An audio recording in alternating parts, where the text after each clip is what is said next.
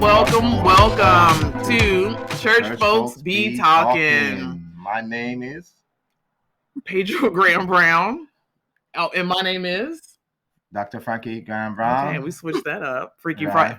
Friday. All All right. Welcome to our edition of our Church H.U.R.T series. Okay, and today I am so excited because we have a special guest, and I cannot wait to introduce her.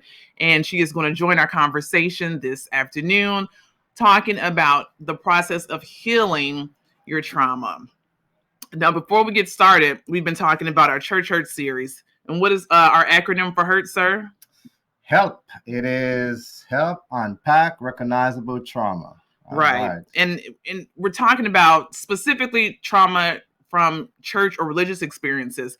But as you know, trauma in any area can be funneled over and carried over to other areas of your life. And so we're going to talk about how to heal all areas in that nature. Right. So before we get started, I want to start us off, per usual, with a quote. Dr. Brown. Okay. This is from Demi Lovato. It says, one of the hardest things was learning I was worth recovering.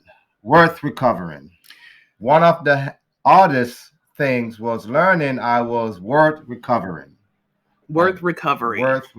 One of the hardest things I learned was that I was worth recovery. Yes. And that's so poignant because a lot of us sit in our trauma, sit in our feelings of being unvalued, and aren't even sure if we're able to find worth or find our self-value. Right. And so we're here to say that you are. And we're going to talk about what that looks like. And we've been discussing that throughout this whole process of recovery. So without further ado, I want to introduce someone that I am quite familiar with. She is definitely a family member, one of my cousins, but she's so much more than that. She is a mom. Her name is Dr.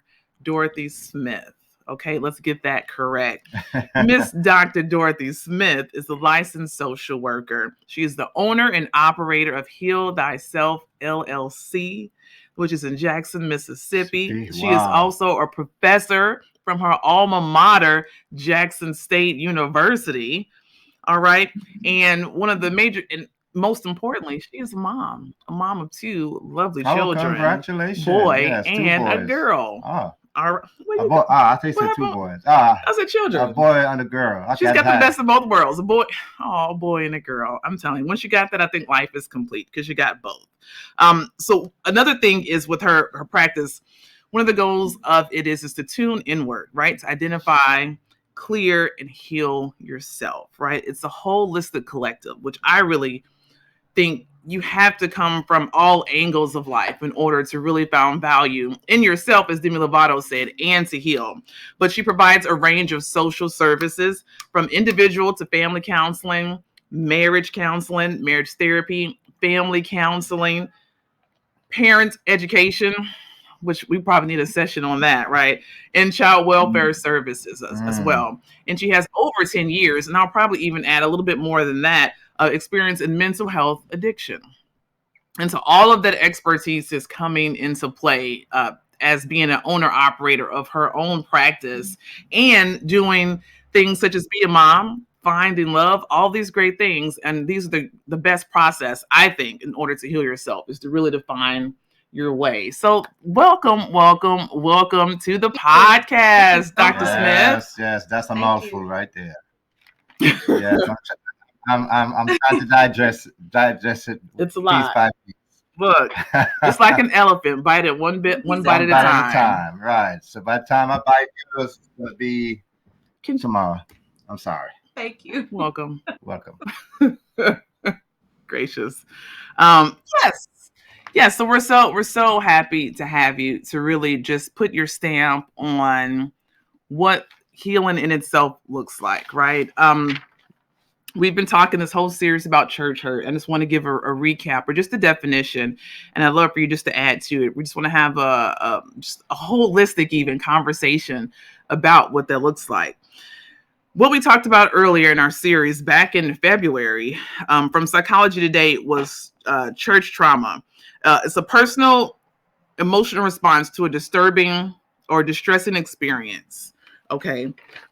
For that. And I have, oh my gosh, y'all work with me.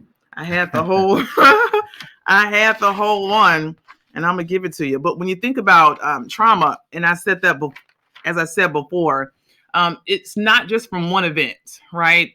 Trauma is a series of maybe sometimes little small things that build up. And I always say, at least I know my mom said, "You're getting on my last nerve," right? So that means she's been traumatized this whole time, and then when I hit that last nerve, I know I'm about to get a whooping, right? I know I'm in trouble um, with that. So here we go. Church hurt.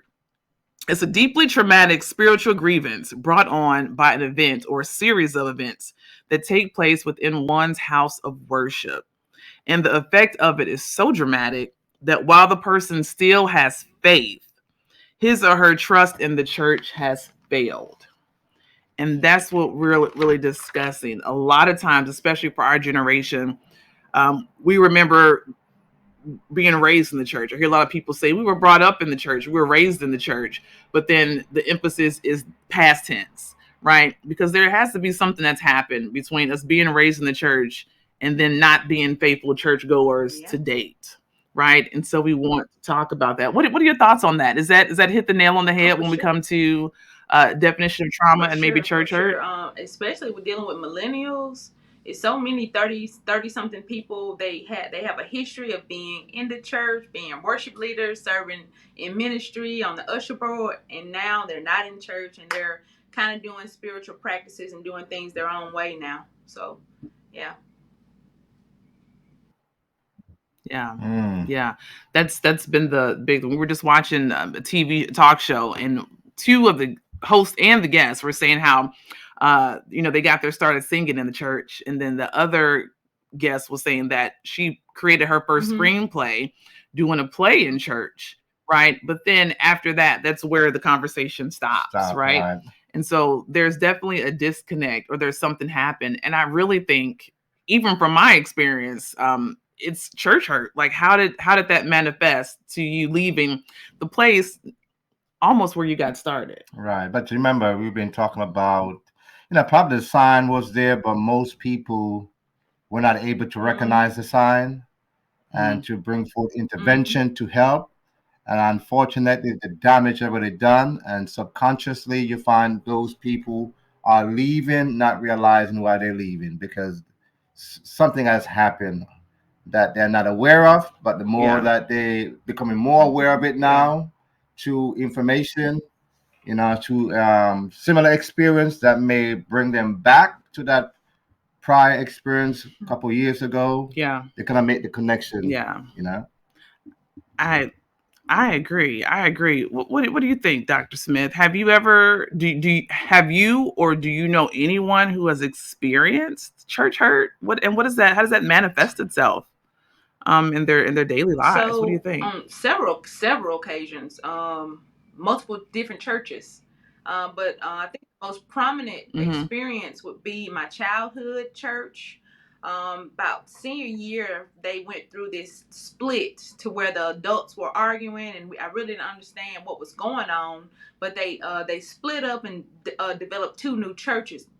So they had the old church and the new church, and then we had to pick which church you want to go to, and basically it decimated my faith in the community, because church is Mm, more than just going to worship. It's a sense of community, it's a sense of belonging, it's a sense of safety.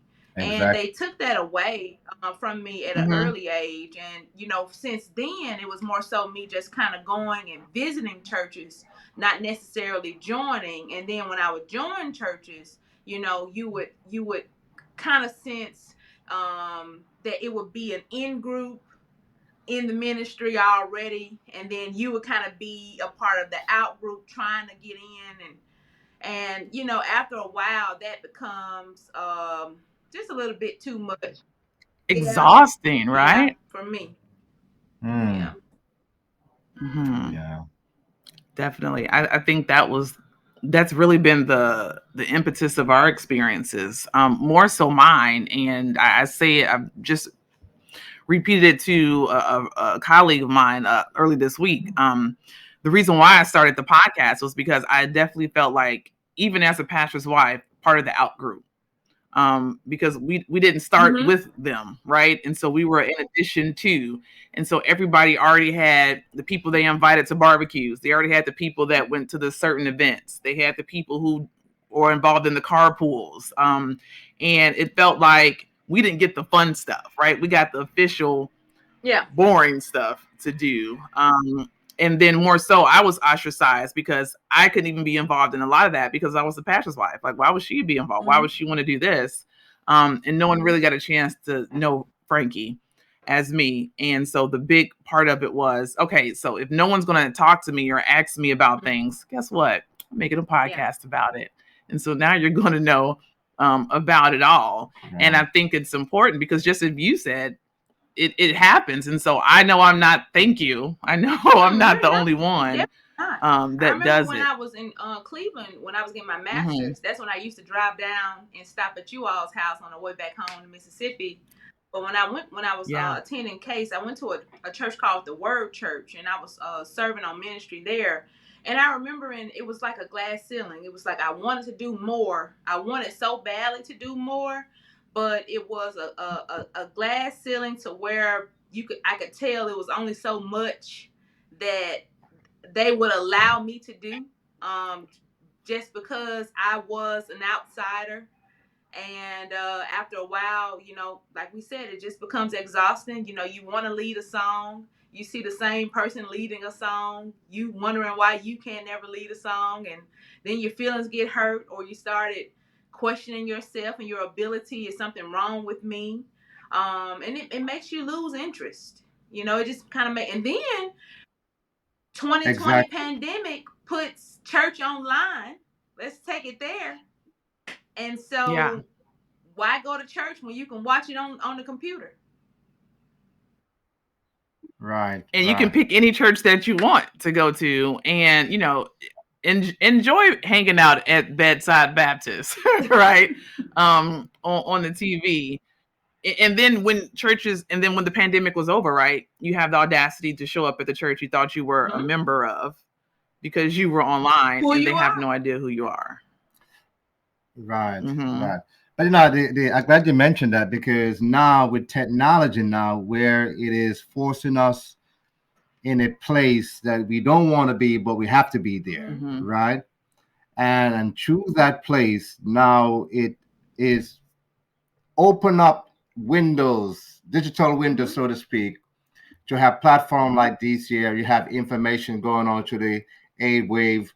And I say that because, when you find people begin to watch shows like this here now, they begin to make the connection of what used to happen to them. Because one of the things that we were talking about sometime, one of the ways that we inform our folks is to teach them and show them the sign of what church trauma look like. And a lot of us who brought up in the church and went through these experiences, as you say, a lot of probably the leaders didn't recognize the sign and how their action indirectly is causing trauma to the individual. But then again, you have leadership who do not want to address the issue, and then sometimes put it, brush it aside, and that hurt begin to fester, and by the time you know it, the damage is already done already.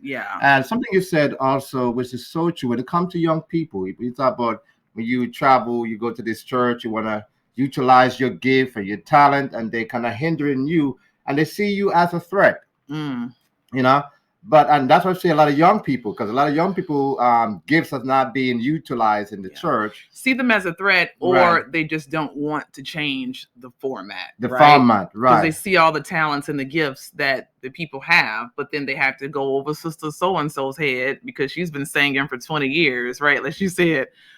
So why do we want to bring in new blood and usher in change? I think that's one of the biggest fears, right? It is one of the biggest fears, but the damage, and that's exactly, and the damage already done subconsciously, without them not realizing that. What I think some do, but in I think we talk about when it comes to Black African American, this, Churches. churches, we don't talk about what happened in the house. We keep it aside. Yeah, well, we don't talk about our feelings in general. We talk about that. Girl, hush up. Your life ain't that bad. I had to walk 5 miles with a bag on my head. Be happy you got shoes. Don't worry. Just little things like that that really belittle our experiences, right? Mhm. And I think a lot of that is based on trauma. So we got a few. Go ahead and Yeah, start I with got a your question first for question. you. Because the first one is that who inspired you in becoming a therapist in this area of profession? And why? And why? Who inspired me to become a therapist? Well, I think it would have been my community. The lack of having a therapist in high school, coming from an underserved, underprivileged, underrepresented, marginalized community. Mm. Yep. In Mississippi, helped to motivate me to say I wanted to help, I wanted to serve. I didn't know in what capacity or how I was going to serve, but I knew I wanted to be a servant leader of some kind of way. And that's I just kind of fell into this path. So I never set out to just say I'm going to become a therapist. It just kind of happened, and that's that. Boy. But it's amazing how our circumstance sometimes can prepare us not knowing Right. that's where God is heading you to For sure. be, right? Yeah, because Yeah. you share some of your experience, some of the trauma you experienced, and then here you are, Yeah. a therapist, a profession who does that. So our experience propel us in those areas. Yeah, go I ahead. was just gonna say I always have been an admirer of you and your sisters because from my perspective, it seems like you guys have always just had the blinders to focus on what you guys wanted to do. Like even though I think I might be, I think I'm not the oldest cousin. I think Keisha's older, but just looking at you guys, I'm just like, okay, she knows what she wants to do. She knows what she wants to. Oh, she knows. Cousin Kim knows what she wants to do. Why am I not finding my path like that? So I've always been so just inspired by you guys and just seeing your trajectory because it was just like, okay, I'm going to Case Western, boom, doctor degree. And I felt like at some point the light came on and you just went straight ahead and knew exactly where you were going with that. What? I was going to say, Go you ahead. can look at it from the lens of when you come from a background of not having a safety net to fall in, you don't have a choice. Like, when you don't have a mom who has $50,000 to give you, then you don't have a choice but to depend on student loans in order to survive. So school was the way out of, the circumstances. Yeah. Right. Mm-hmm. It's like it was your comfort blanket, so I to was good speak, at right? school. What was? Cool. Yeah. Oh, for sure. Yeah. For sure. I definitely was not. I But definitely now, was not. I probably always was, but I just never thought that was my gift, right? she just bought it too much. Oh, my gift is honey social. This right here, this podcasting, I'm gonna call that my gift. I love talking to people, And and she does. I've always, I get it from my mama. We've always done that. So I wish that I would have nurtured that earlier, that gift, and I could have been so much far along. But then I think everything happens. Well, like I said, for a purpose, right? Your experience, in a way, propel you in that position, not knowing that's where God is gonna plant you to do. So now, as we're talking about your trajectory, what made you maybe think about I'm going to just open my own practice as opposed to maybe what others would do, join someone else's practice? Because I don't even remember you working for somebody else, at least out there like that, right? It was just I'm graduating. Okay, let's heal that and let's figure out what heal thyself really looks like. How did that come about? I actually worked at behavioral health centers for years and worked under psychiatrists, dictating their notes, and worked in clinics and did a lot of shadow work. And it just came to the point to where I was tired of being pimped.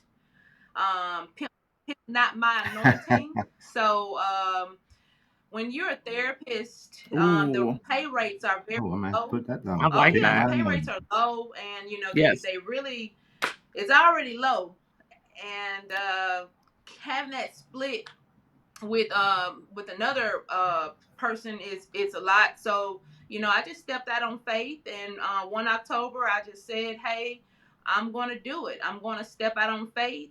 I know what to do. It's just fear, and I can't let fear be the determining factor between me and what's meant for me. And so I just went online and did the paperwork, and the rest is Mm, history. Hmm, that's great. Because I'm gonna ask you, mm, you know, through that journey, what was your ups and downs Oh with yeah, that? a lot of ups and downs. hmm. Divorce, children, single motherhood, mistakes. Seeing people for free, not submitting claims. A lot of failures. But in my failures, I learned so much. Just about business and how to do things. What's the best business practices for me today? So I appreciate all of my failures from 4 or 5 years ago, because now I know what not to do in a sense. Just life, people dying around you, families Hmm. dying, sometimes just not having the motivation, feeling Yeah. depressed. Depression is real, you know Hmm. um so it Isn't is. it? It Isn't really it? is. And so Isn't it? when It's so and when you real. are Hmm. when you are a boss CEO, you don't have someone to call you to tell you to do anything, to wake you up, to go get it. You have to be internally motivated every day. So what do you do when you're not internally motivated? What do you do when you don't feel like doing it? So it's definitely a battle. Oh no. But what do you do when you're not Yeah, I say, what do you motivated? do when you're the boss and you're not motivated to do what you need to do, and you don't have anyone standing over your shoulder to get the job done? So procrastination is one of my silent passengers that kind of rides with me sometimes, and It's right. It's right here on my shoulder it comes too. in. Oh, yeah. Yeah, procrastination. Yes, I know Hmm. that too well. That's But something you said that kind of stood out, and it's good sometimes to recognize when you mhm. are stuck, when you become Hmm. unmotivated, Yeah. because that is Oh part yeah, of the journey. Yeah. And if we are aware of that, it's kind of reinvigorate us, so to speak, to get back up Right. and to because now your goal is being stifled to some extent. Hmm.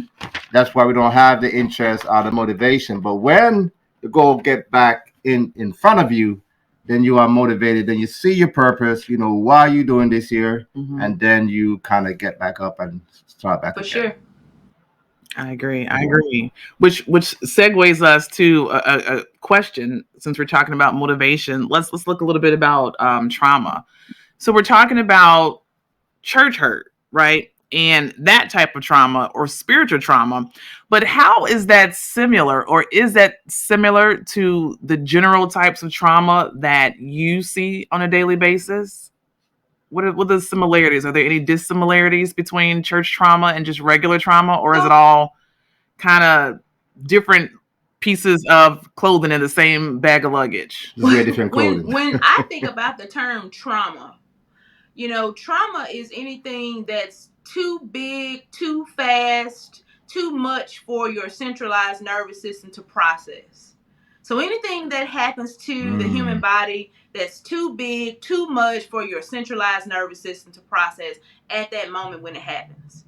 And it causes you to fight, it causes you to freeze, it causes you to want to fawn, and it causes you to have any of those parasympathetic nervous system responses. And so that is the trauma. That is when the trauma happens. The trauma is not when you get hit by the car. The trauma is when you realize you're about to get hit by the car and you freeze. That is the part that you remember forever. Is that part, right? Mm. The trauma is not when your husband leaves you. The trauma is when you hear the door slam, right? That is the trauma. Those are the traumas. So trauma is stored in the body. And so, church hurt is similar to spiritual trauma is similar to emotional trauma. It's similar to physical trauma. It's all interrelated because it's all related to the physical nervous system. That makes sense. Exactly, because that's why I said, you're just wearing different clothes. That's that. Huh? That was my analogy. Okay. Well, I'll take it from And you. you messed it all up because mine sounded really good. Okay, let's say that. No, I was saying that the church trauma and traumas in general are just different pieces of clothing in the same bag of luggage. Right. The trauma is the luggage, but you're just putting in different kinds of trauma, which are your pants, your panties, your your drawers, your shirt, your tanks, whatever that is. So really, you're saying that the trauma is the behavior, or the way you feel based on that action. It's the impact, the reality of that. That's the trauma. So dealing with the feelings of, like you said, when feelings of guilt, feelings of shame, feelings of doubt, feelings of anger, shame, feeling irritated. It's so many different emotions arise after a person has experienced something, and you have to know that trauma changes the brain. Trauma changes how the brain operates, but so does healing, right? Healing changes how the brain operates as well. So you have to be just as intentional about healing, just as intentional about getting yourself better, because a lot of people say, well, I just want to go back to how I was before that happened. And I say, well, baby, you're never going to be that version of yourself again, but we can give you some tools to That's use amazing. so that you can learn how to deal with this new version of yourself. Right. When you mentioned that, that's kind of like post-traumatic stress disorder, especially if you a military female or a male who go fight a war, and you experience all those situations there, as you said, you're coming back a different person. Yeah. Right. And something you said kind of trigger a quote that we was talking about. It said, our brains are wired for connection, but trauma rewire them for protection. Yeah. Right. And that is why healthy relationships are difficult for wounded people to have. And so I find that when you said that, it kind of brought me back to this quote right here. How trauma rewire us back into it's like a cocoon. We protect ourselves because we don't want to be damaged anymore by anyone. Oh, go ahead. But if I was going to say, and so you relate that to church hurt. What would that look like? A person would say, well, I'm not going to church. No, I'm not going over there because I don't want them to reject me. Nope. You want to come to this church? I'm not going over there. I don't do that no more. Matter of fact, I done changed my religion. People will develop so many defense mechanisms in order to protect themselves from what they have gone through in the past. Avoidance, some people will resort to drinking. It's so many different things that people will resort to after feeling rejected. Church hurt really boils down to feeling rejected and abandoned. And it makes you question your relationship with God. It's really deep. So those type of spiritual traumas are something that I will say that I would not be an expert in. I would definitely refer them to a pastor or a spiritual counselor or a Christian counselor, because it will require a certain layer of religiosity and other type of efforts to help repair that brokenness. I like to tell some people, baby, that's a God-sized problem. That problem is too big for me. What you got going on is too big for me, and church hurt is one of those things.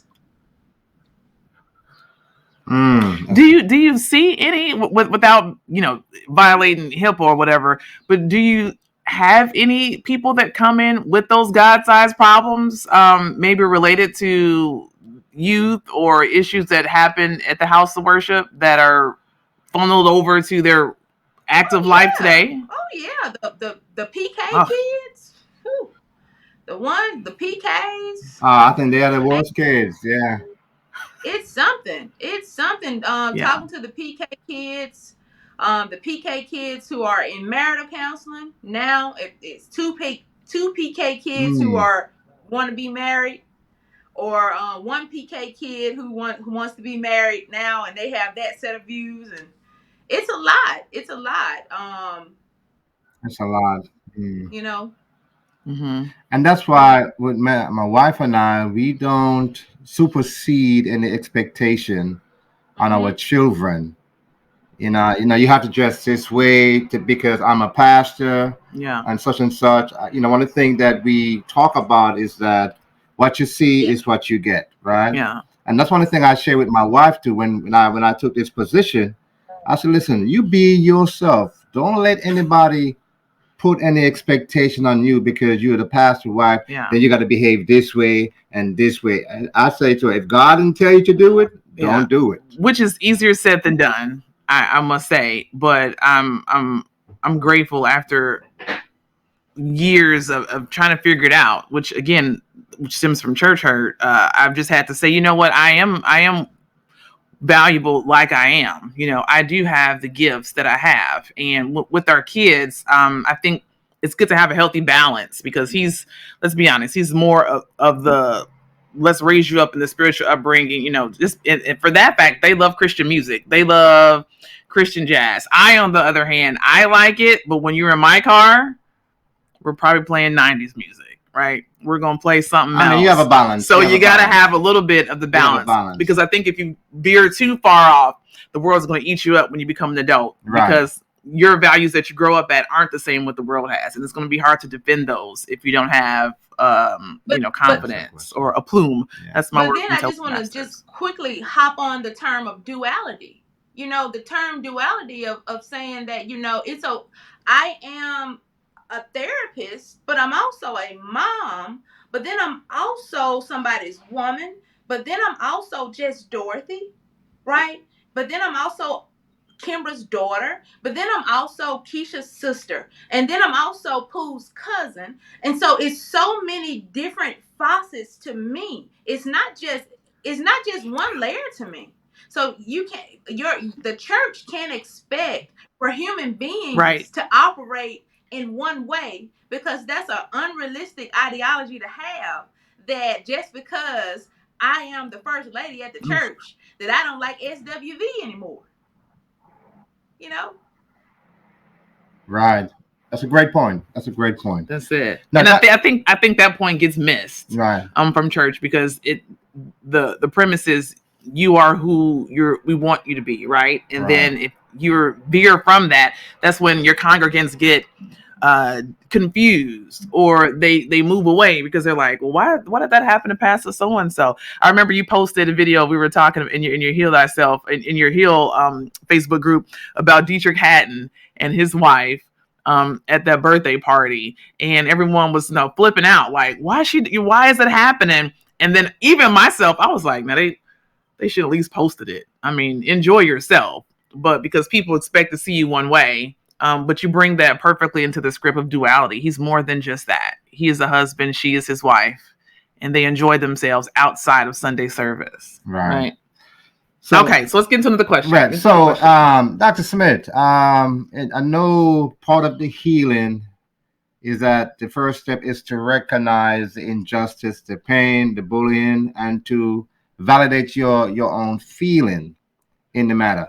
Now, my question is to you is that if that is the first step towards, your healing process, then why do most patients stop? Or just people? Why do people just stop in their trauma, right? And if they know the first step is to recognize it, own it, validate your feeling, Why do most people stuck in their trauma? So I think what I'm hearing is that you're saying most people stuck in their trauma. That's what you're saying. So Yes. and the best way I can answer that is because they lack self awareness. And you can do things for a certain way for a long time, and that doesn't make it right. Like we said, trauma changes the brain. So after something traumatic happens, I started operating like this is the way I started unconsciously operating as a mechanism to protect me from the unforeseen circumstances that I don't know when it's going to happen, but I want to make sure I'm prepared. So that can be my anxiety, right? Mm. So, but I'm not aware that that's what I'm doing.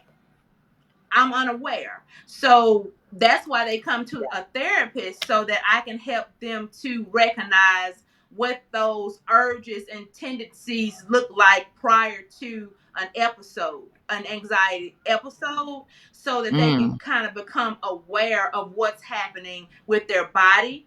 So psychosomatic. Most times when people have traumatic experience, they disconnect from themselves, disassociation, meaning that they're not even in their bodies anymore. They're kind of gone off in la la land. I don't know if you all remember that movie Precious, when that movie, I don't know if y'all seen that movie Precious, about the big girl. When she would Yes. be getting raped, she would be Yes. taking pictures and modeling and doing all this other stuff. That's disassociation. That's classic disassociation, and that means Okay. that she's Mm. unaware of what's going on. And Right. that's what happens with people, and that's most times why they're stuck in patterns, is because they lack self-awareness. Right. Mm. So the Right. self, as you're saying, the key to the process is self-awareness. Right. Once they can come to that place where they can be aware of it, and see the signs, see the symptoms, but also see the possibility of them getting where they need to be. I think that's down the road. No, no, no, not right now. Yeah, that's I down the think Yeah. road. that I Yes. think the first step would be self-awareness. I like to use, my term is S.E.E. So self-awareness, and then it'll be emotional regulation, and then empowerment, right? Empowering other people. So after you become Mm. aware of what you're doing, having a doing a self-evaluation. Most people do not like to tune inside. Most people, they out, the Bible say what? Take the stick out of your own eye. People will look at other people and pick apart other people and talk about other people, but when it comes to evaluating yourself, evaluating your eating habits, evaluating your spiritual practice, evaluating your finances, people don't like to do that kind of stuff, right? But that's a part of self Right. awareness. And then going to emotional regulation. Mm. Am I eating because I'm bored? Maybe I'm talking about my personal self. Am I eating that right now, Dorothy, because you're bored, or are you eating because you're hungry? I had to become aware of that, if in order for me to know I ate when I was bored, though. If I wasn't aware of it, I still would be Wow. doing it. Wow. Definitely. You Yes. see what I'm Yes. saying? And then getting to the point where Mm-hmm. you can empower Right. other people to say, hey, yes, you can take control of it. It's a process of taking control of it. You got to know what your urges are. You need to know what your trigger warnings are. You need to know what your body's doing. It's a beautiful thing, healing, but it's a Mm. sucky thing too.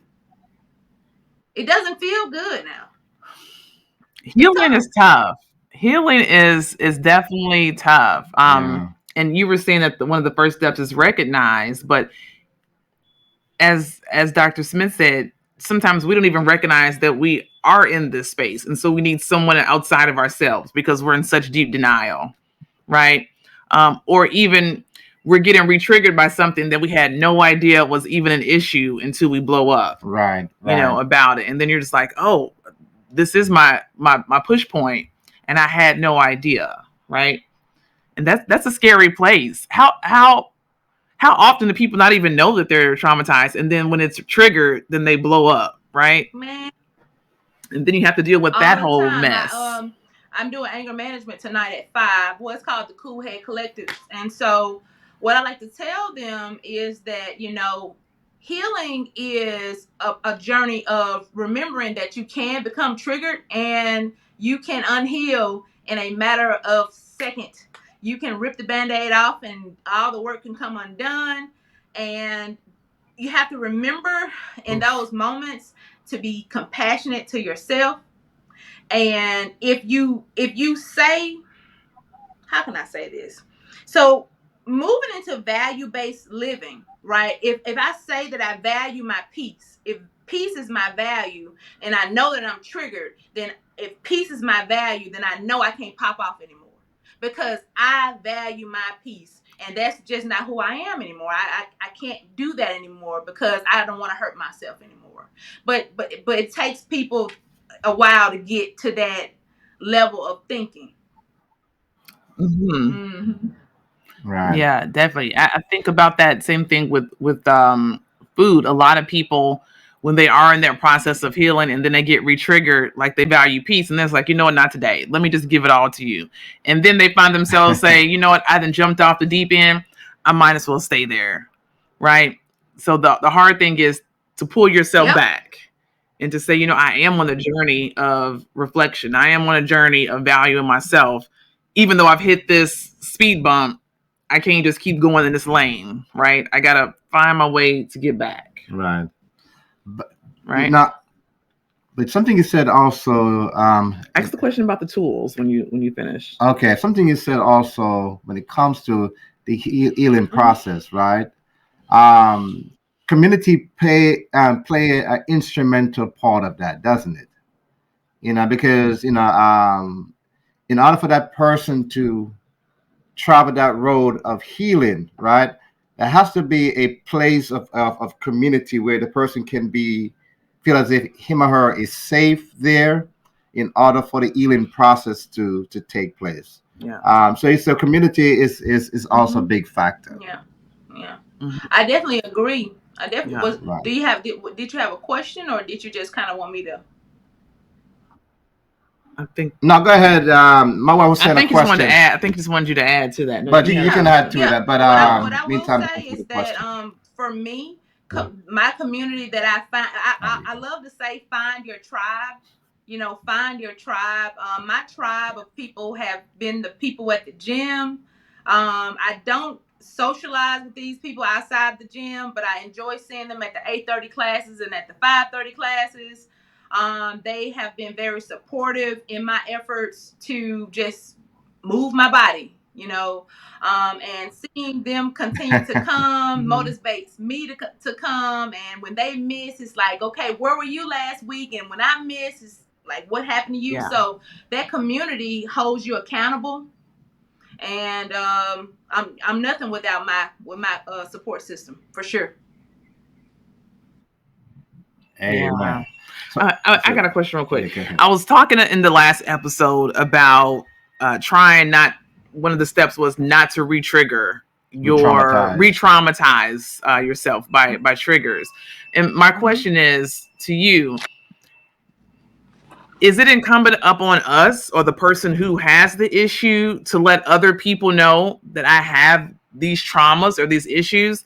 Like, I don't want to walk around with a card that says, my name is Frankie. This is my traumatic issue. So don't test me today. Um, how do we how do we share that with others without giving too much? Just to say, just pay Mm-hmm. attention, right? Is that even Mm-hmm. a thing? Like, how do you do that without concern about people? You don't want people to walk around on eggshells, but you definitely want to let them know this is what I struggle with. Where does that fine line go as far as divulging just enough That's a great question. information That's a great question. without them being all up I in your think business? I think that's a twofold question. And so I'm gonna answer one side Okay. for the individual first. Safety Okay. planning for the individual. So that individual needs to be aware of what their trigger warning signs are. What are your reminders? Is it being touched? Is it a time of year? Is it a place? Is it a smell? What is that thing? Am I going Mm. into a place that may trigger me today? Should I not go? Do I not need to go today? Am I doing too much, because sometimes we try to do too much, and it's okay not to go to the party. Right? It's okay. You do not have to go to the party if you don't feel like going to the party. What are my warning signs? Do I sweat? Do I start tapping my leg? Do I start what am I doing? Does my heart start to beat fast? How do I know that I'm triggered? So that's something that you have to really know for yourself when you are being triggered. So Now, as far as divulging that information, it has to be a safe person. So we can't divulge that information to anyone that's not inside of our circle of trust. I am very, very, very careful of who I disclose my, personal health information to. Although I'm very vocal about depression because I like to create awareness about it. But if it's one of those moments to where in that moment, I'm having an episode, and I need to get out of here, then I'm probably going to tell the person I came with, because that's probably the person who I trust the most. Because girl, people don't care. People, what you? No, they don't. They don't. But I like what you said, Doug, so because I like what you said is that to let the individual know that it is okay that you don't have to go to the park. Yeah. Because now that would cancel out guilt. Child, I want to go to that party. You know, I know that would cancel out the guilt, because they need to know that it is okay. For example, you're talking about people who have been hurt in the church, for example, right? It's okay if you don't go to church.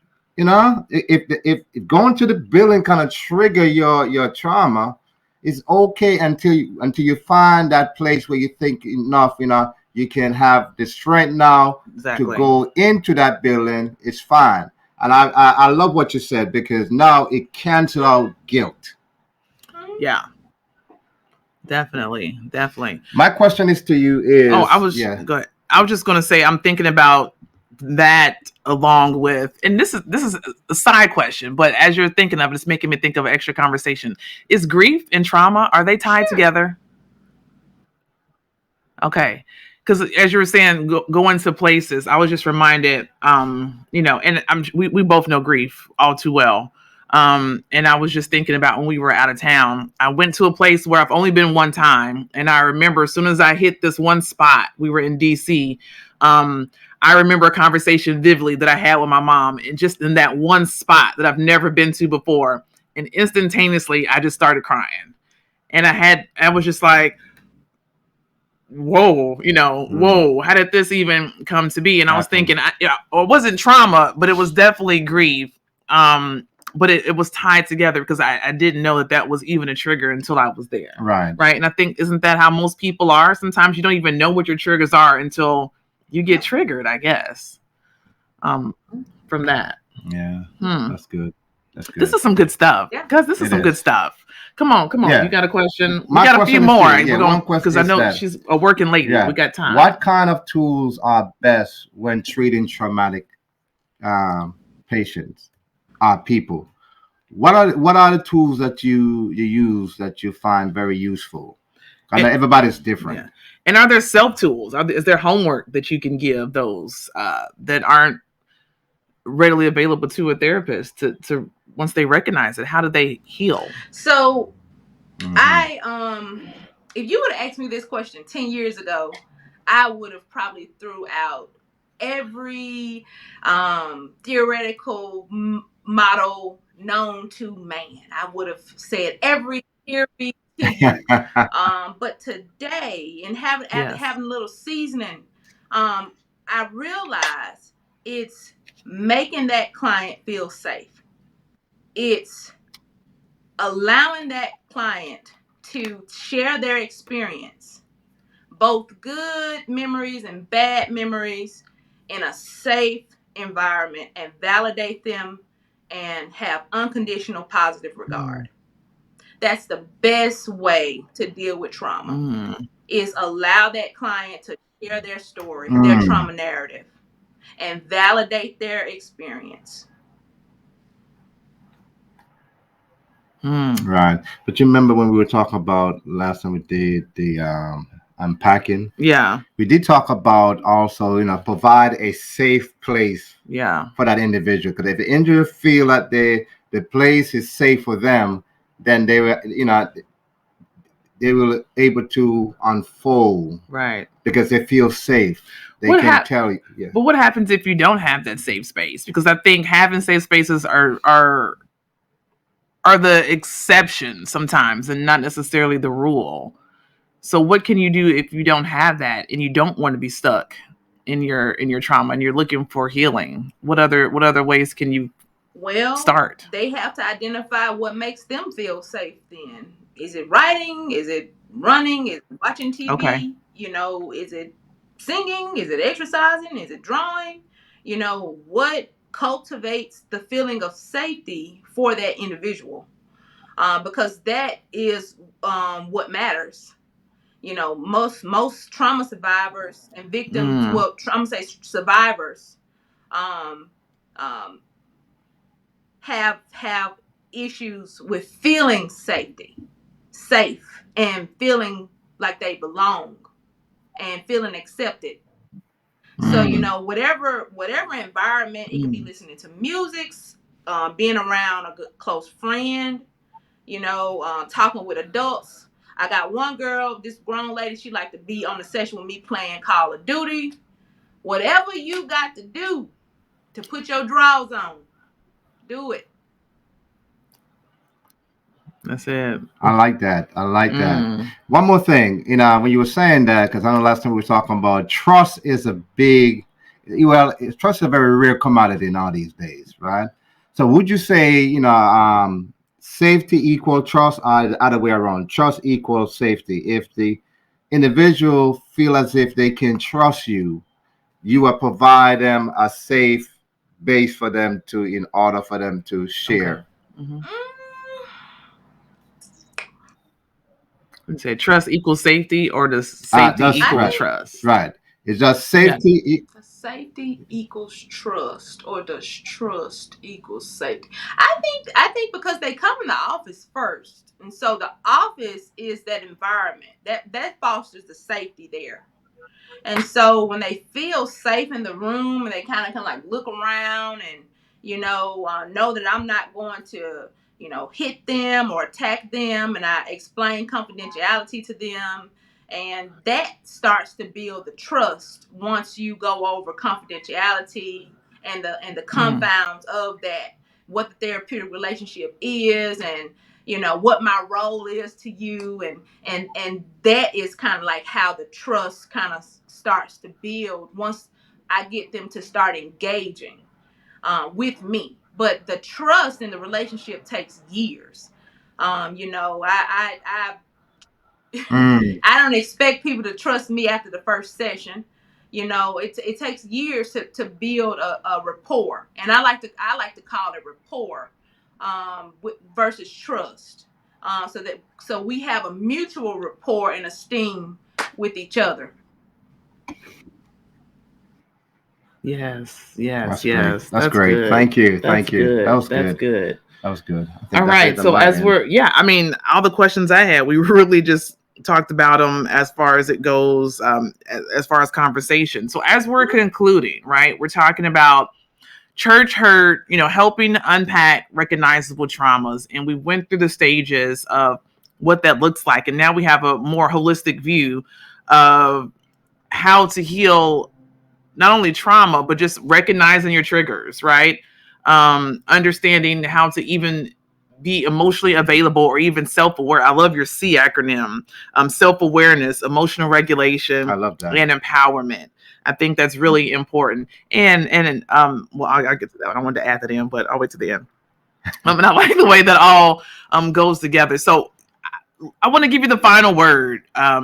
For those who are hurting, either from church issues that are STEM that have just created or rewired your brain, as our quote says, to protect yourself.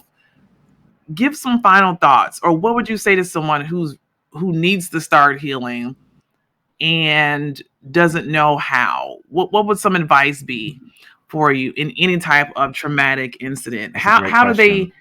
start the first steps to healing thyself? Well, when clients come to me and they've experienced things, life challenges, what I always like to say to them is, it is not your fault what happened to you, but it is your responsibility to get better. And that takes a lot of the blame, the shame, the guilt off of them right away. It's not your fault. And a lot of people have never heard that before. It's not your fault that your dad molested you. It's not your fault that your mom abandoned you. But it is your responsibility to get better. And so in saying it is your responsibility, that means that you have to do the work. The name of my company is Heal Thyself, because you have to put in that work every day to get better. So that's what I would say. I love it. That's I love great. it. That's great. Essentially, you are the person that gives the tools, but they are the engineers to build it up, right? You provide the tools, but they have to. But you got to get your own experts. You have to be the expert on knowing how to take care of yourself.